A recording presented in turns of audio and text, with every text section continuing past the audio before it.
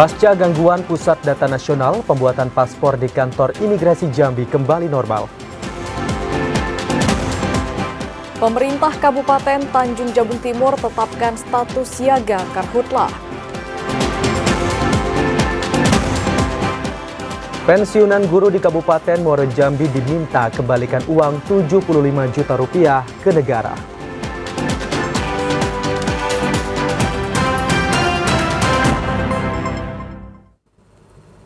Assalamualaikum warahmatullahi wabarakatuh. Selamat sore saudara, kami kembali menyapa Anda dalam program Jambi hari ini, edisi Kamis 4 Juli 2024. Ya, selain 3 topik utama tadi, tim redaksi kami juga telah menyiapkan sejumlah informasi penting dan menarik lainnya untuk Anda.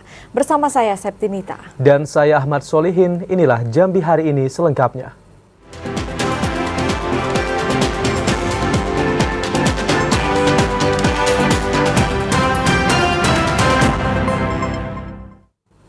Saudara, pelayanan paspor di kantor imigrasi kelas 1 TPI Jambi kembali normal pasca gangguan di Pusat Data Nasional atau PDN.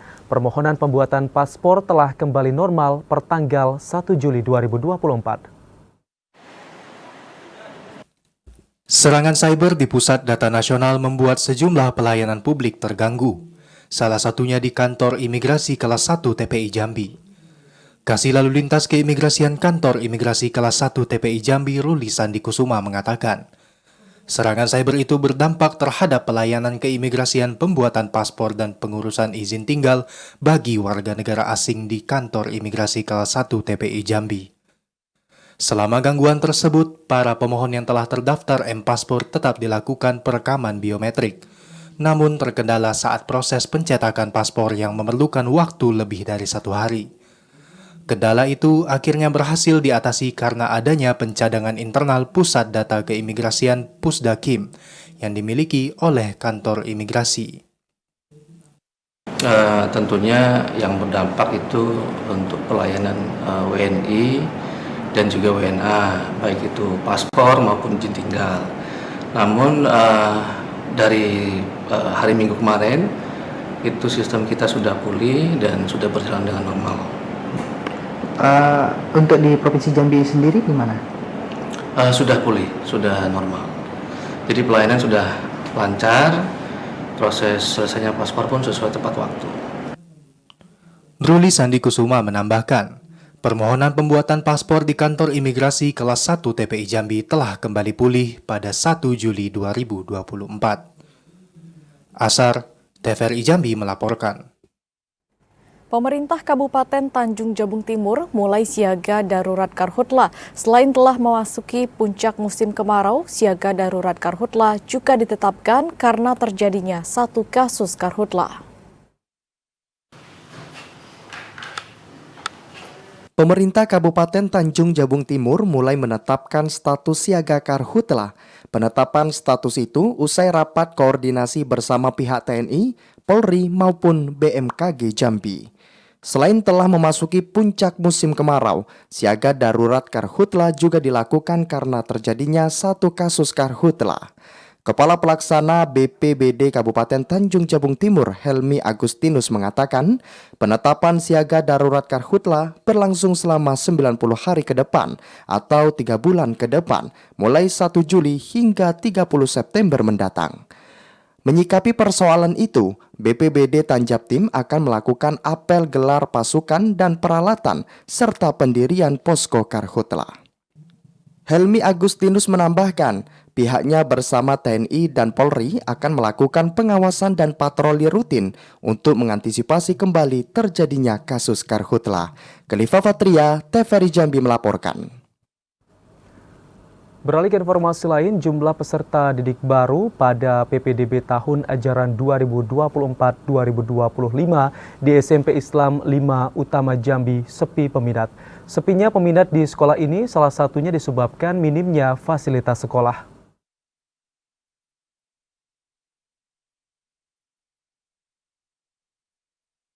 Peserta didik baru pada pelaksanaan penerimaan peserta didik baru PPDB tahun ajaran 2024-2025. salah satunya di SMP Islam 5 Utama Jambi. Sejak dibukanya PPDB pada 17 Juni lalu, jumlah peserta didik baru di sekolah yang berada di kawasan Mayang, Kelurahan Simpang Tiga Sipin, Kecamatan Kota Baru ini tercatat hanya 13 orang. Kepala SMP 5 Utama Jambi Husin mengatakan, minimnya peserta didik baru disebabkan minimnya fasilitas sekolah. Meski pendaftaran PPDB telah ditutup, namun pihak sekolah akan tetap membuka pendaftaran hingga mencapai target. Husin menambahkan, minimnya jumlah peserta didik baru akan berdampak terhadap penghasilan guru dan operasional sekolah. PPDB di SMP Islam 5 Utama Jambi untuk tahun ini alhamdulillah boleh dikatakan ada peningkatan dari tahun-tahun sebelumnya. Kenapa demikian? Karena kita melihat yang siswa yang keluar pada tahun ini ada 12, tapi yang sudah terdaftar pada PPDB itu 13. Husin berharap pemerintah daerah dapat memperhatikan sekolah swasta agar mendapatkan fasilitas yang sama seperti sekolah negeri. Yogi Ramadhani, TVRI Jambi melaporkan. Gubernur Al-Haris memastikan penyelenggaraan PPDB tahun ajaran 2024-2025 untuk SMA dan SMK negeri resmi ditutup pada 25 Juni 2024. Pemprov Jambi tidak akan membuka penyelenggaraan PPDB tahap kedua. Usai ditutup pada 25 Juni lalu, Gubernur Jambi Al-Haris memastikan penyelenggaraan penerimaan peserta didik baru atau PPDB pada tahun ajaran 2024-2025 untuk SMA dan SMK negeri seprovinsi Jambi selesai. Al-Haris mengatakan, untuk pemenuhan kekosongan kuota di sejumlah sekolah yang masih tersedia akan dilakukan secara mandiri oleh masing-masing sekolah. Pemenuhan peserta didik baru yang dilakukan pihak sekolah akan menyesuaikan kondisi yang berkembang dan dilaksanakan secara dinamis dengan mengacu pada ketentuan yang berlaku. Pemerintah Provinsi Jambi tidak membuka penyelenggaraan PPDB tahap kedua agar memberikan kesempatan kepada sekolah-sekolah swasta untuk mendapatkan peserta didik baru.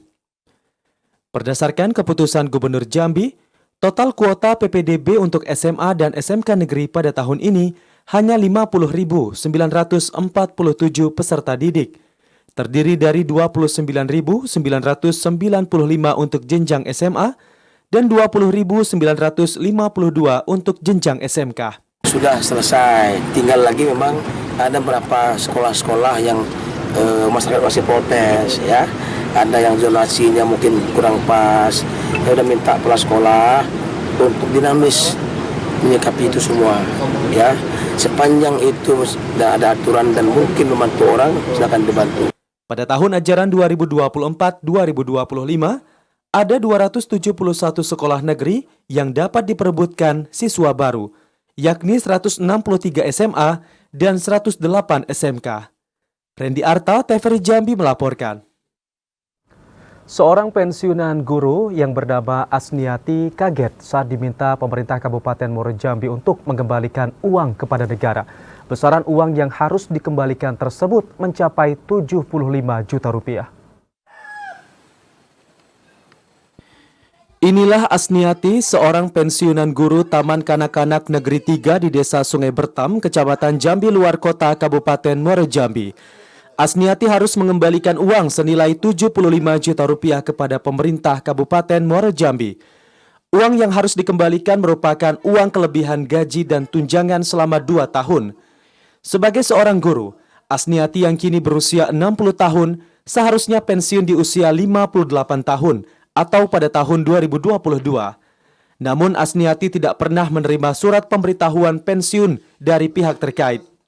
Selama kurun waktu 2 tahun tersebut, Asniati tetap mendidik muridnya hingga usia 60 tahun. Asniati mengaku telah mengurus berkas pensiunnya pada tahun 2023 di Badan Kepegawaian Daerah Muaro Jambi, namun tidak mendapatkan respon. Tidak ada.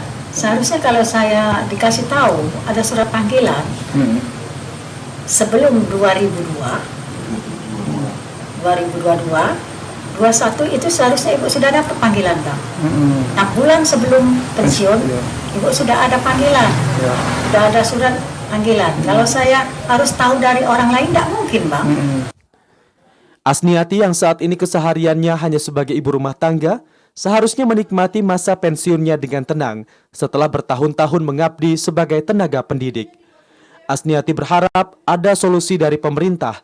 Pasalnya Asniati tidak sanggup untuk membayar uang ganti rugi kepada pemerintah Kabupaten Muaro Jambi sebesar 75 juta rupiah. Azam Afnan, TVRI Jambi melaporkan. Persoalan tanah di SD Negeri 212 Kota Jambi masih belum selesai. Pemkot Jambi masih berusaha untuk penyelesaian konflik tanah tersebut sehingga sekolah dapat kembali digunakan pada tahun ajaran 2024-2025. Pemerintah Kota Jambi masih bersengketa dengan Hermanto selaku pemilik tanah SD Negeri 212. Belum selesainya persoalan itu mengakibatkan belum dibukanya gerbang sekolah dan pelaksanaan PPDB harus menumpang di sekolah lain. PJ Wali Kota Jambi Sri Purwaningsih mengatakan, pemerintah Kota Jambi terus berupaya menyelesaikan persoalan sengketa tanah SD Negeri 212, sehingga pada tahun ajaran baru ini, sekolah tersebut diharapkan dapat kembali digunakan untuk aktivitas belajar mengajar. Selain itu, Pemkot Jambi juga berupaya untuk membayar ganti rugi kepada pemilik tanah sesuai dengan putusan Mahkamah Agung. PPDB sudah dilaksanakan dan kemungkinan tanggal 15 anak-anak sekolah sudah mulai masuk sekolah. Saya tidak ingin mereka mengalami kesulitan, maka tadi pertemuan itu memastikan supaya anak-anak tanggal 15 bisa sekolah. Pemerintah Kota Jambi hingga saat ini belum mengeksekusi putusan Mahkamah Agung karena adanya kepemilikan lahan Pertamina di sekolah tersebut. Joko, TVRI Jambi melaporkan. Beralih ke informasi lain, saudara, tanah gambut merupakan tanah dengan kandungan organik tertinggi yang belum banyak dimanfaatkan. Jika tidak dikelola dengan baik, tanah gambut dapat menyebabkan bencana karhutla. Dan untuk mengetahui bagaimana antisipasi karhutla di Kabupaten Tanjung Jabung Timur, kami telah terhubung dengan kontributor TVRI Jambi, Kliva Patria. Selamat sore, Kliva. Daerah mana saja yang terdapat lahan gambut dan juga yang rentan terjadi karhutla di sana? Ya, selamat sore Amsol. Dapat kami sampaikan dari Kabupaten Tanjung Jabung Timur bahwa per tanggal 1 Juli tahun 2024 kemarin, pemerintah Kabupaten Tanjung Jabung Timur telah menetapkan status siaga karhutla. Status siaga karhutla ini berlangsung selama 90 hari ke depan atau 3 bulan ke depan hingga tanggal 30 September tahun 2024. Berdasarkan data dari BPBD Kabupaten Tanjung Jabung Timur bahwa hingga Juni ini telah ada 1 kasus karhutla yang dimana berada di Kecamatan Dendang dekat perbatasan pemerintah Kabupaten Muaro Jambi, tepatnya di dekat Desa Londrang. Adapun luas lahan kebakaran yang terjadi ini berkisar 0,5 hektar di bervegetasi gambut. Patut kita ketahui bersama bahwa mayoritas kebakaran hutan dan lahan yang ada di Kabupaten Tanjung Jabung Timur ini berasal dari vegetasi gambut. Vegetasi gambut ini hampir menyeluruh di setiap kecamatan kecuali di Kecamatan Kuala Jambi. Untuk langkah yang dilakukan pihak BPBD Kabupaten Tanjung Jabung Timur, mereka telah melakukan koordinasi ke tiap kecamatan maupun kelurahan desa untuk membentuk masyarakat peduli api atau MPA di tiap wilayah masing-masing. Demikian. Baik, apakah sudah diketahui apa penyebab atas 1 kasus karhutla di Kabupaten Tanjung Jabung Timur baru-baru ini, Kliva? Ya, untuk penyebab 1 kasus yang ada di Kabupaten Tanjung Jabung Timur pada bulan Mei kemarin, dugaan sementara adanya percikan api dari puntung rokok dari salah seorang pemancing yang ada di sana. Akibatnya pada saat bulan Mei kemarin itu hujan sedang tidak turun sehingga puntung rokok tersebut membakar area sekitar lahan tersebut. Lahan tersebut juga diketahui milik masyarakat Desa Londrang, Kabupaten Muaro Jambi yang merambat ke lahan milik masyarakat Kabupaten Tanjung Jabung Timur. Untuk langkah selanjutnya, BPBD juga akan menambah semua alat sarana prasarana yang akan digeser ke tiap kecamatan maupun posko yang untuk pemadaman kebakaran. Demikian. Ya, baik. Terima kasih Kliva Patria melaporkan langsung dari Kabupaten Tanjung Jabung Timur. Selamat sore dan selamat bertugas kembali. Saudara, kami masih memiliki sejumlah informasi menarik lainnya yang akan kami hadirkan usai pariwara berikut ini. Di antaranya lebih dari 70.000 warga di Tanjung Jabung Timur telah dilakukan coklit.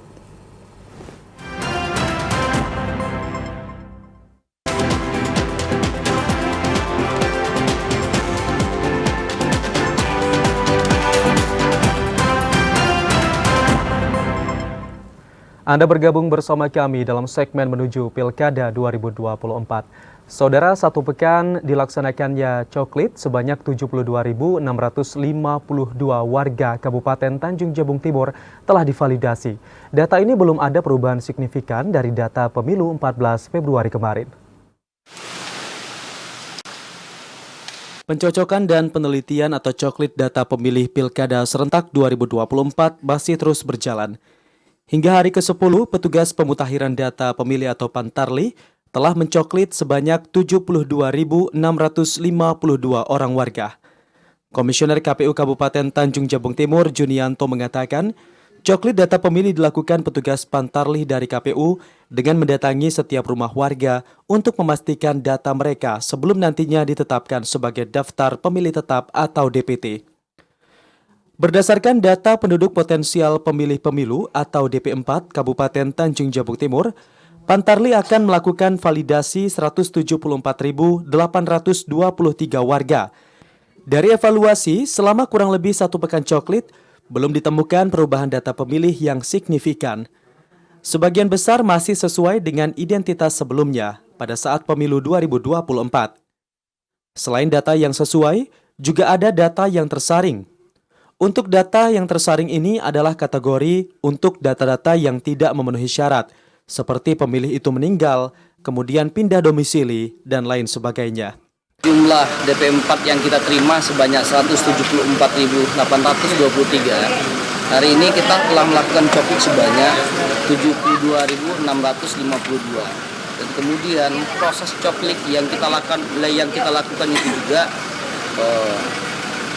sebanyak 498 TPS yang sudah tercoklit. Pantarli diharapkan dapat bekerja dengan maksimal dengan mendatangi rumah warga, mengingat batas waktu coklit berakhir pada 24 Juli mendatang. Kliva Patria, TVRI Jambi melaporkan. Pencocokan dan penelitian data pemilih telah dilakukan oleh petugas Pantarli sejak dilantik pada 24 Juni lalu. Untuk mengetahui bagaimana proses coklit di Kabupaten Muaro Jambi, kami telah terhubung dengan kontributor TVRI Jambi langsung dari Kabupaten Muaro Jambi dengan Azam Afnan. Selamat sore Azam, dari 312.957 DP4 di Kabupaten Muaro Jambi, sudah berapa banyak jumlah pemilih yang telah dicoklit oleh petugas Pantarli hingga saat ini? Ya, Septi dan pemirsa, di Kabupaten Muaro Jambi telah dilakukan pencocokan dan penelitian data pemilih oleh Pantarli yang tersebar di 155 desa dan kelurahan. Berdasarkan informasi yang kami dapat dari pihak KPU Muaro Jambi sendiri, dari 312.957 data penduduk potensial pemilih pilkada atau DP4 terdapat 137.559 pemilih yang telah dilakukan coklit. Dari 137.559 yang telah dilakukan coklit yang memenuhi syarat ataupun masuk kategori untuk dapat untuk jadi DPT, itu ada 135.612 pemilih. Sementara yang tidak memenuhi syarat, berdasarkan informasi yang kami terima, itu ada 1.947 pemilih yang tidak memenuhi syarat. Mereka yang tidak memenuhi syarat ini dengan alasan ada yang pindah domisili, kemudian ada yang meninggal dan pemilih datanya yang ganda. Ya, Septi. Ya, terima kasih Azam Afnan melaporkan langsung dari Kabupaten Muaro Jambi. Terima kasih atas laporan Anda dan selamat bertugas kembali. KPU Provinsi dan KPU Kabupaten Kota menggunakan mekanisme sharing anggaran pada pelaksanaan Pilkada serentak tahun 2024. Mekanisme ini digunakan karena ada beberapa tahapan yang dilakukan secara bersamaan. KPU Provinsi Jambi telah mengajukan usulan anggaran 160 miliar rupiah kepada pemerintah Provinsi Jambi untuk penyelenggaraan Pilkada serentak tahun 2024. Namun pemerintah Provinsi Jambi hanya mengalokasikan dan sepakati anggaran Pilgub Jambi sebesar 121 miliar rupiah. Anggota KPU Provinsi Jambi Fahrul Rozi mengatakan, KPU Provinsi Jambi dan KPU Kabupaten Kota menggunakan mekanisme saring anggaran karena ada beberapa tahapan yang dilaksanakan secara bersamaan. Untuk KPU Provinsi Jambi akan membayar gaji panitia pemutakhiran data pemilih atau Pantarli dan petugas kelompok penyelenggara pemungutan suara KPPS. Sedangkan untuk panitia pemilihan kecamatan atau PPK dan panitia pemungutan suara PPS, gajinya dibayar oleh masing-masing KPU Kabupaten Kota. 11 kabupaten kota sudah penandatanganan MPHD. Jauh sebelum itu kita sudah duduk bersama mana yang bisa kita sharing anggaran. Nah, KPU Provinsi itu sharing anggarannya untuk membayar honor Pantarli, untuk membayar honor KPPS. Nah, untuk PPK dan PPS itu nanti di KPU Kabupaten Kota. Karena kita juga pilkada serentak, karena juga ada pemilihan gubernur, ada juga pemilihan bupati dan wali kota. Kebutuhan dana untuk penyelenggaraan Pilkada serentak di Provinsi Jambi mencapai angka sekitar 400 miliar rupiah. Dana itu merupakan akumulasi anggaran pilkada dari gabungan 11 kabupaten kota di Provinsi Jambi. Yogi Ramadhani, TVRI Jambi melaporkan. Bawaslu Provinsi Jambi berkomitmen untuk terus mengawal kemurnian hak pilih warga selama tahapan coklit agar proses pemutakhiran dan penyusunan daftar pemilih berjalan sesuai aturan dan prosedur yang tepat sehingga hasilnya akurat. KPU melalui badan ad hoc yakni petugas Pantarli terus melakukan tahapan pencocokan dan penelitian coklit data pemilih untuk pemilihan kepala daerah tahun 2024. Berdasarkan data KPU Provinsi Jambi, progres coklit hingga saat ini telah mencapai 65% atau 1.221.729 pemilih dari 2.684.723 pemilih seprovinsi Jambi. Data pemilih yang dicoklit ini merupakan hasil sinkronisasi DP4 dan data pemilih pemilu terakhir. Sementara itu, anggota Bawaslu Provinsi Jambi, Indra Tritusian minta KPU agar tidak hanya mengejar kuantitas atau jumlah, namun juga harus memprioritaskan kualitas. Indra Tritusian menambahkan, pihaknya telah berkomitmen untuk terus mengawal kemurnian hak pilih warga pada pelaksanaan pesta demokrasi pemilihan kepala daerah serentak tahun 2024. Salah satunya dengan mendirikan posko kawal hak pilih hingga ke tingkat paling bawah. Yogi Ramadhani, TVRI Jambi melaporkan. Jelang Pilkada serentak 2024, aparatur sipil negara ASN dan pegawai P3K Pemkot Jambi diminta netral. ASN tidak boleh berkecimpung dalam politik praktis atau berpihak ke salah satu pasangan calon.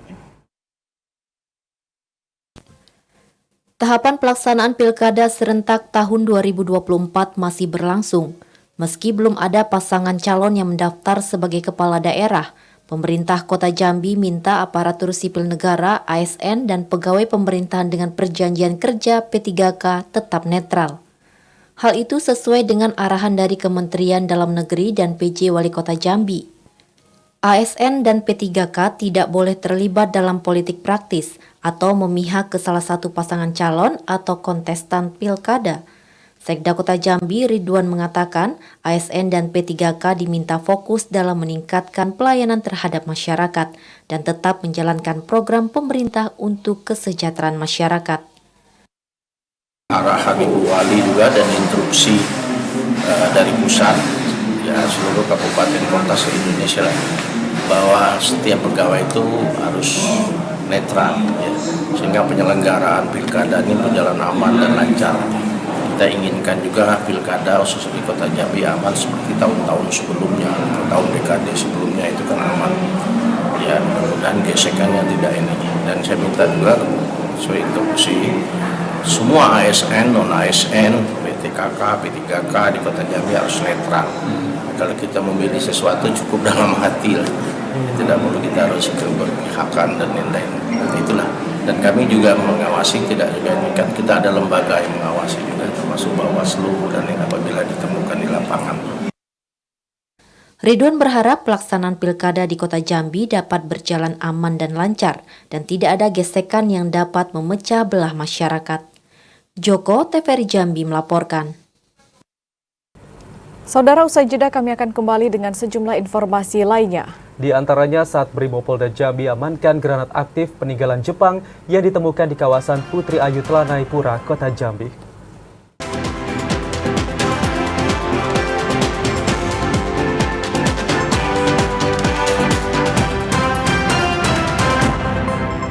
Terima kasih saudara, Anda masih bersama kami dalam segmen informasi seputar haji tahun 2024. Kanwil Kemenak Provinsi Jambi melarang keluarga jemaah haji untuk menjemput di asrama haji Jambi. Larangan itu sebagai upaya untuk menjaga kenyamanan dan kelancaran proses penerimaan jemaah haji.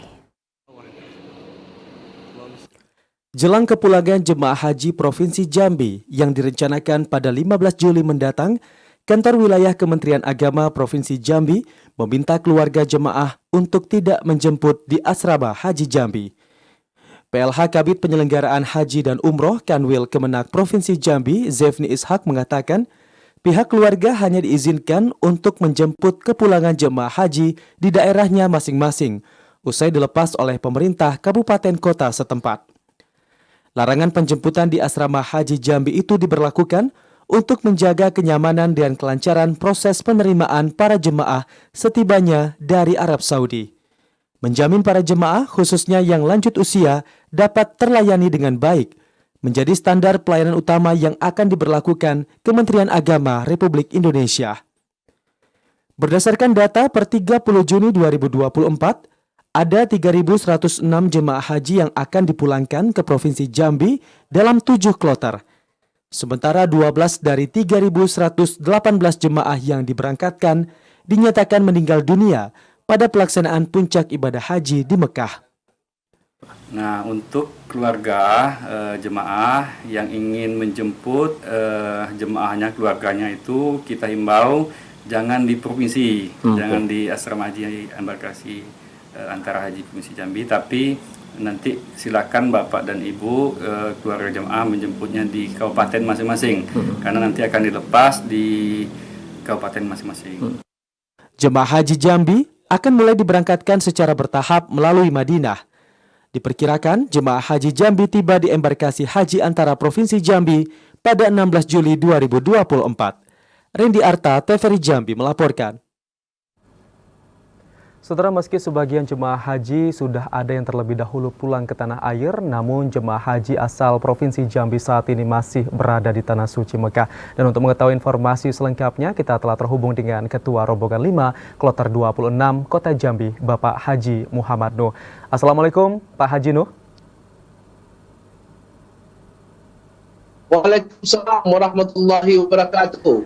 Pak Haji Nuh, bisa digambarkan apa saja kegiatan dan juga aktivitas dari jamaah haji Jambi terutama kloter 26 ini, Pak? Alhamdulillah, aktivitas jamaah terutama khusus kloter 26 gambarannya adalah sekarang aktivitas jamaah itu pergi ke Masjidil Haram untuk melaksanakan sholat berjamaah, kemudian sholat sunnah di Hajar Ismail. Kemudian setelah itu mereka pergi untuk mencium Hajar Aswad. Itulah kegiatan setiap hari sambil melaksanakan umrah sunnah. Untuk aktivitasnya itu dimulai dari jam berapa sampai dengan jam berapa, Pak Haji? Dimulai dari jam 2, para jemaah berangkat ke Masjidil Haram sambil mereka tawaf sunnah. Kemudian karena tawaf sunnah itu adalah pengganti kalau di Masjidil Haram tidak ada tahiyatul masjid. diganti dengan tawaf sunnah. Kemudian baru mereka berjalan di sekitaran Baitullah untuk masuk ke Hijr Ismail, kemudian mencium Hajar Aswad. Untuk lokasi-lokasi yang didatangi oleh jemaah haji, terutama kloter 26 ini, bagaimana jaraknya Pak? Apakah jauh atau dekat seperti itu? Untuk jarak, kita ada di Jeddah itu selalu bus lawat. Alhamdulillah bus lawat selama 24 jam, paling kita menunggu sekitar menit 20. Alhamdulillah bus datang langsung mengantar kita ke Masjidil Haram yang terminalnya adalah di Amir. Begitu jemaah ketika mau pulang habis sholat mereka menunggu sebentar, naik di bus, alhamdulillah langsung diantar ke kemendokan kita di Shisha. Ya, baik. Terima kasih Bapak Haji Muhammad Nuh atas informasinya. Tetap jaga kesehatan dan semoga kepulangan ke tanah air jemaah haji Provinsi Jambi dalam keadaan sehat dan juga selamat. Selamat sore. Assalamualaikum warahmatullahi wabarakatuh. Kita beralih ke informasi lain, Saudara. Saat Brimopolda Jambi mengevakuasi dan memusnahkan granat aktif peninggalan penjajahan Jepang di kawasan Putri Ayu, Kecamatan Tlanepura, Kota Jambi. Pemusnahan granat itu dilakukan agar tidak membahayakan masyarakat sekitar. Sebuah granat peninggalan penjajahan Jepang dievakuasi tim Gegana Sat Brimopolda Jambi di kawasan Putri Ayu, Kecamatan Tlanepura, Kota Jambi pada Rabu sore. Granat yang masih aktif itu diamankan setelah petugas mendapatkan laporan dari masyarakat. Granat tersebut pertama kali ditemukan oleh sekelompok anak-anak yang sedang bermain di pinggir aliran Sungai Batanghari. Beruntung saat penemuan granat langsung diamankan oleh sekelompok remaja dan dilaporkan ke polisi. Terkait masalah kronologis penemuan, yang mana awalnya tadi pada pukul 12.30, sekelompok anak-anak remaja yang sedang asik bermain di anak Sungai Batanghari menemukan benda besi yang mereka anggap bahwasannya ini besi yang mungkin bisa dijual ke pengumpul barang bekas. Tapi ternyata setelah dibawa ke pemukiman masyarakat, ada masyarakat yang mengetahui bahwasannya ini jenis diduga bom, dan ternyata benar saja. Yang mana tadi kelompok anak-anak remaja ini mencoba untuk menarik daripada cincin tang pengaman, tapi sudah dilarang oleh orang tua, sehingga kan melalui BKTM melaporkan kepada saya selaku Kapolsek Tlanepura. Kemudian kita melaporkan kepada pimpinan secara berjenjang, dalam hal ini Bapak Kapolresta Jambi. PLT dan Subden 2 Jibom Sat Brimopolda Jambi, Ibda Suwandi mengatakan, setelah mendapatkan laporan, tim langsung mengevakuasi granat tersebut dan langsung dimusnahkan. Pemusnahan dilakukan di lapangan terbuka dengan radius aman dari kerumunan masyarakat. Bahwa granat ini granat pada Kekaisaran zaman Jepang. Ya, jadi dibuat pada tahun 1936, digunakan pada tahun 1939. Jadi yang menggunakan adalah marinir Jepang. Jadi waktu itu zaman Kekaisaran. Nah, jadi ini granat ini jelas-jelas buatan Jepang. Ya. Jadi berat granat ini 0,45, artinya setengah kilo kurang. Ya. Ibda Suwandi mengimbau bagi masyarakat yang menemukan granat agar segera melaporkan kejadian tersebut ke petugas kepolisian. Asyar TVRI Jambi melaporkan. Polres Muaro Jambi mengamankan 6 pelaku penyalahgunaan narkoba. Dari 6 pelaku, 1 diantaranya merupakan bandar narkotika.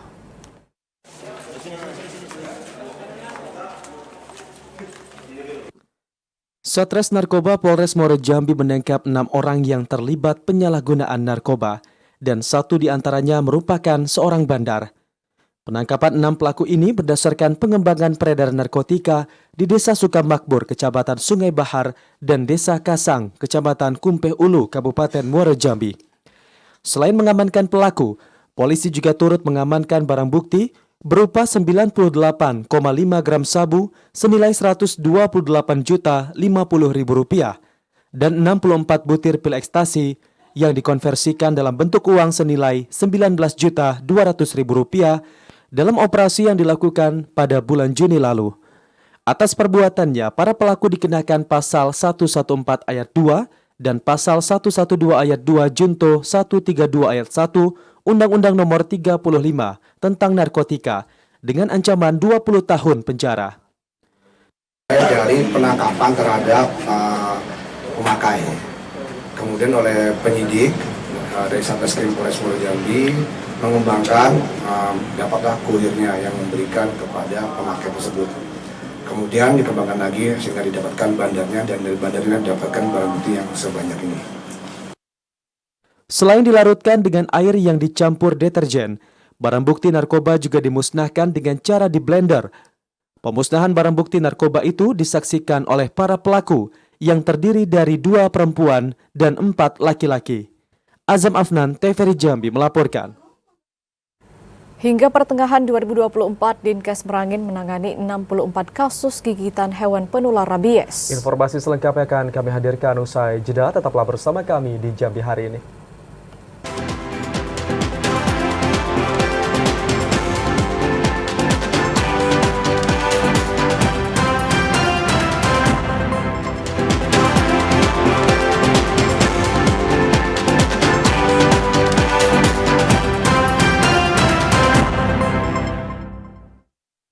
Terima kasih Anda masih bergabung bersama kami di Jambi hari ini. Saudara, Dinas Kesehatan Kabupaten Merangin hingga pertengahan tahun 2024 ini telah menangani sebanyak 64 kasus gigitan hewan penular rabies. Kasus paling banyak disebabkan oleh hewan anjing. Dinas Kesehatan Kabupaten Merangin mencatat kasus rabies hingga pertengahan tahun 2024 mencapai 64 kasus. Dari jumlah tersebut, 4 wilayah tertinggi terjadi di Kelurahan Pematang Kandis sebanyak 17 kasus, Kelurahan Rantau Panjang 13 kasus, Kecamatan Tabir Selatan 7 kasus, dan Kecamatan Lembah Masurai 6 kasus. Meski tidak ada korban jiwa, namun seluruh korban yang terkena gigitan hewan penular rabies telah mendapatkan perawatan di masing-masing puskesmas terdekat.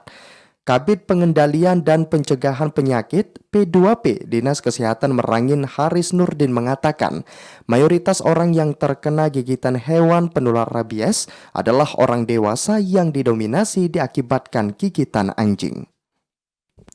Kita sudah mendistribusikan vaksin anti rabies, PAR, dan serum anti rabies atau SAR itu di puskesmas satelit. Untuk wilayah Dapil 4 atau wilayah Pasar Masurai itu satelitnya di Puskesmas Pasar Masurai.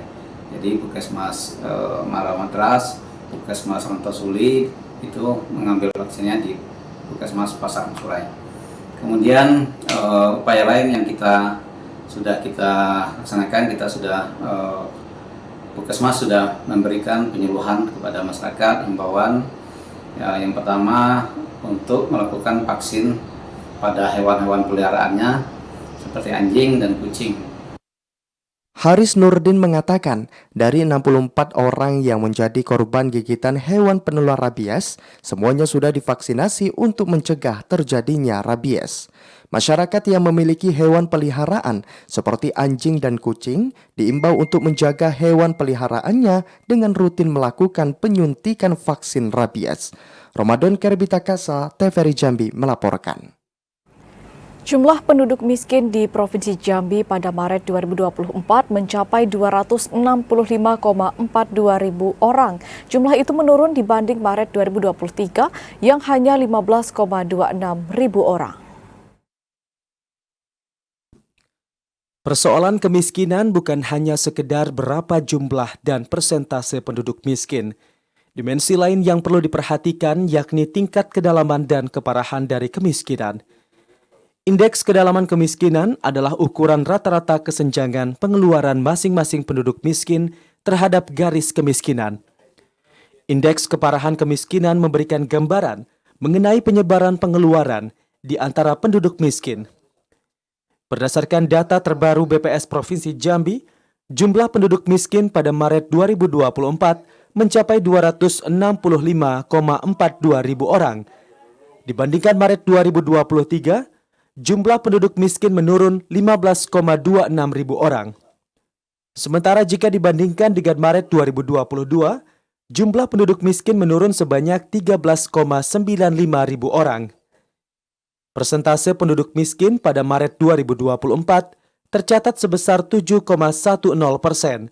menurun 0,48 persen poin terhadap Maret 2023 dan menurun 0,52 persen poin terhadap Maret 2022. Berdasarkan daerah tempat tinggal, dibandingkan Maret 2023, jumlah penduduk miskin perkotaan pada Maret 2024 turun 6,91 ribu orang. Sementara jika dibandingkan dengan Maret 2022, jumlah penduduk miskin turun 8,95 ribu orang. Tak hanya di kota, jumlah penduduk miskin di pedesaan juga turun 8,36 ribu orang jika dibandingkan Maret 2023, serta turun sebanyak 5.000 orang jika dibandingkan dengan Maret 2022. Garis kemiskinan merupakan suatu nilai pengeluaran minimum kebutuhan makanan dan non-makanan yang harus dipenuhi agar tidak dikategorikan miskin. Penduduk miskin adalah penduduk yang memiliki rata-rata pengeluaran per kapita per bulan di bawah garis kemiskinan. Yogi Ramadhani, TVRI Jambi melaporkan. Sempat dinyatakan hilang sejak Rabu pukul 5 pagi, warga desa Tanjung Muda, Kota Sungai Penuh, ditemukan di Sungai Batang, Merau dalam kondisi tidak bernyawa. Korban yang bernama Eli Mariati itu ditemukan sekitar pukul 15.30 waktu Indonesia Barat. Salah seorang warga Kota Sungai Penuh yang sempat dinyatakan hilang pada Rabu pukul 5 pagi. Korban yang bernama Eli Mariati, warga desa Tanjung Muda, Kecamatan Hamparan Rawang itu berhasil ditemukan oleh warga setempat di Sungai Batang Merau, Desa Tanjung Bunga, Kecamatan Hamparan Rawang, Kota Sungai Penuh dalam kondisi tidak bernyawa. Selama proses evakuasi, pihak keluarga terlihat histeris saat melihat kondisi jenazah. Menurut pengakuan keluarga korban Junaidi, pada awalnya sekitar pukul 5 pagi, korban pamit kepada orang tuanya ingin pergi ke Sungai Batang Merau untuk mengambil wudhu sholat subuh. Namun setelah menunggu lama, korban belum juga pulang ke rumah, sehingga pihak keluarga sepakat untuk mencari korban dan meminta bantuan warga sekitar. Junaidi menambahkan pihak keluarga langsung menghubungi pihak terkait seperti Basarnas dan BPBD Kota Sungai Penuh untuk membantu mencari korban. Fahlan, TVRI Jambi melaporkan. Anda berada dalam segmen advertorial. Wakil Gubernur Jambi Abdullah Sani dan Kepala Bapeda Tanjung Jabung Barat Katamso membuka Musabakoh Tilawatil Quran MTQ ke-16 tingkat Kecamatan Betara. 9 cabang yang diperlombakan diikuti 235 kafilah dari 12 desa. Pembukaan MTQ ke-16 tingkat Kecamatan Betara yang digelar di alun-alun desa Serdang Jaya ditandai dengan pemukulan beduk oleh Wakil Gubernur Jambi Abdullah Sani. Dalam sambutannya, Abdullah Sani mengapresiasi pelaksanaan MTQ yang digelar di Kecamatan Betara. MTQ tak hanya sekedar seni dalam membaca Al-Quran, namun juga dapat membangun Provinsi Jambi dengan membumikan Al-Quran. MTQ menjadi dasar kehidupan karena kandungan ayat suci Al-Quran mengatur semua lini kehidupan umat Islam menuju keselamatan.